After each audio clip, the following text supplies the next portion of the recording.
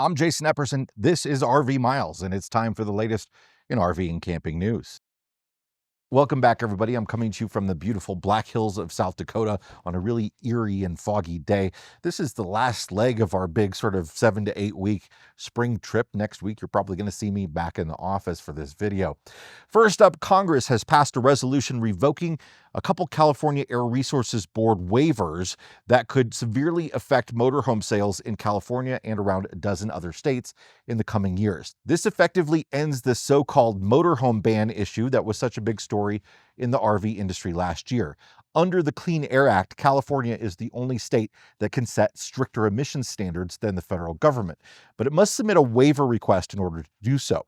Other states can follow those standards, and generally around 15 states follow CARB emissions standards, and vehicle manufacturers usually conform to the standards in order to sell the same vehicles nationwide. But at issue here was the Advanced Clean Trucks rule, which would phase out large diesel vehicles over the next few years, including motorhomes.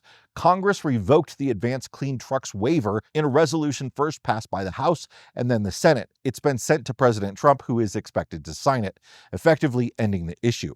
Contrary to some other stuff I've seen out there, however, the revocation of these waivers has little to do with passenger trucks.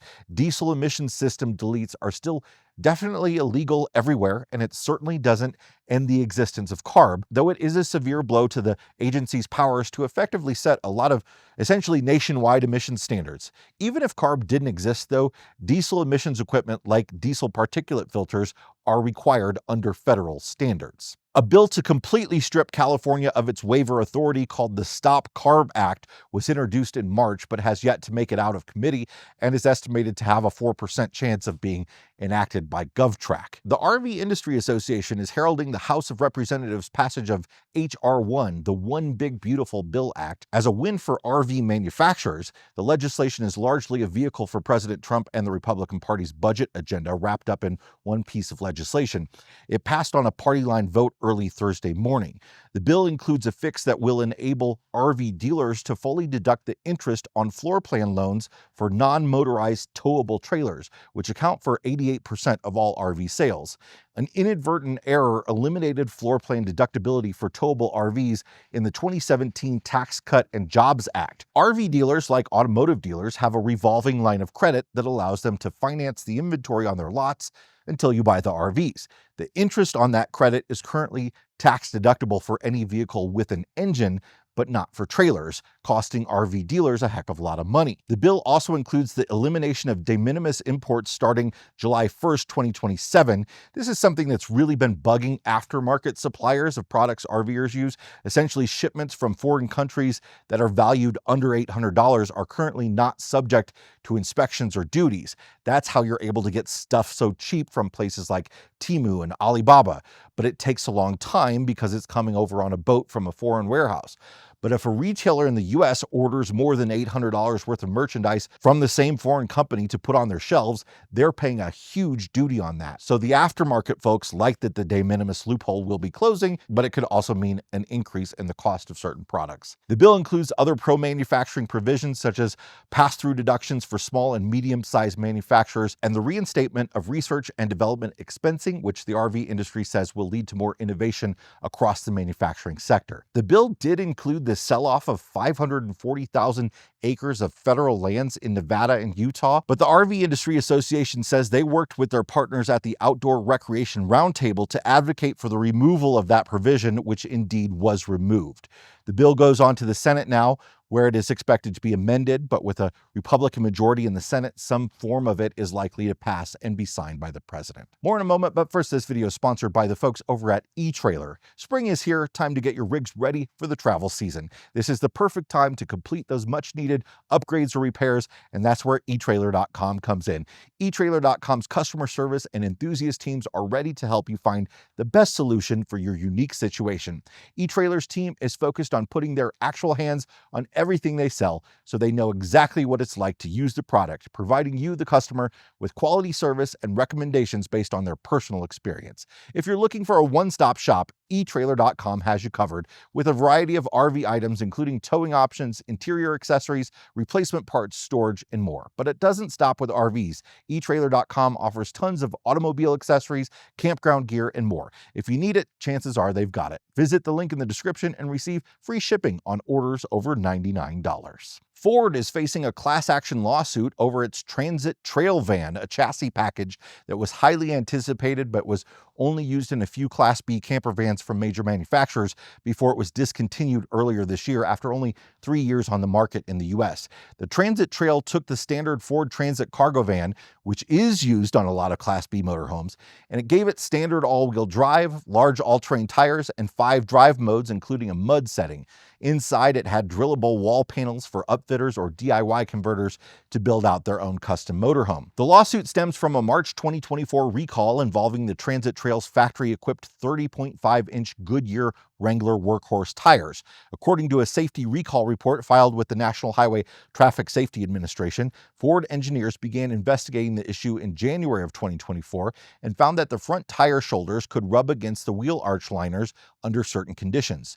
Ford's solution to the problem was to replace the original tires with smaller 28.5-inch tires.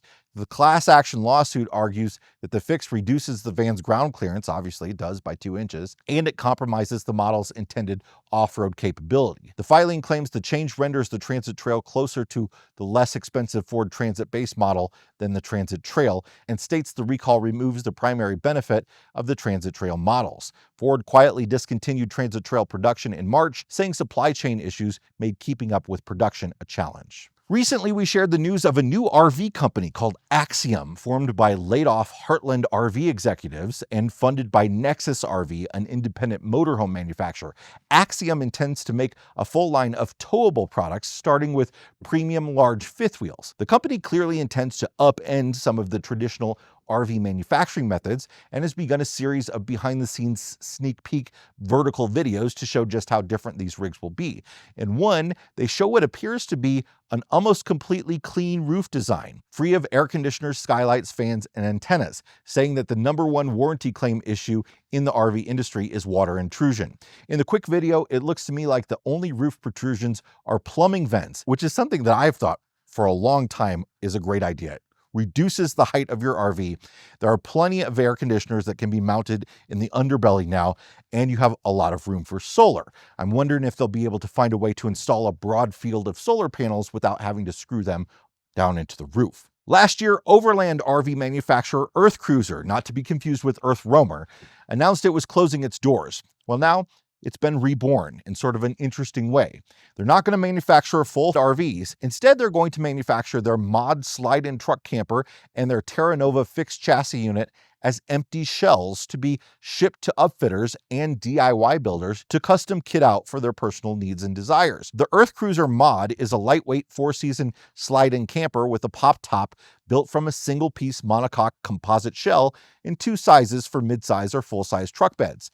The Earth Cruiser Terra Nova is a body-on-frame bed replacement typically fitted to a Ford Super Duty or Ram HD truck. It features a full roof pop top and sleeping area over the cab of the truck. Off-road navigation app OnX has announced a new feature designed to make finding dispersed camping on federal lands easier. The company has launched its new Dispersed camping layer, now available to paid OnX off-road premium and elite users. OnX says they aim to address common challenges faced by campers seeking free vehicle-accessible sites on public land. Traditional tools like US Forest Service PDFs are static and require planning ahead, and many user-generated camping apps only identify individual sites and can be inaccurate.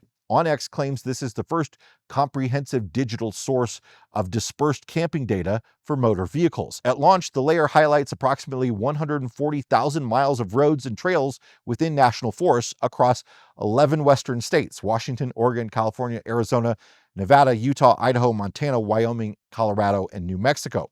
onX says it plans to expand coverage to the entire country later this summer.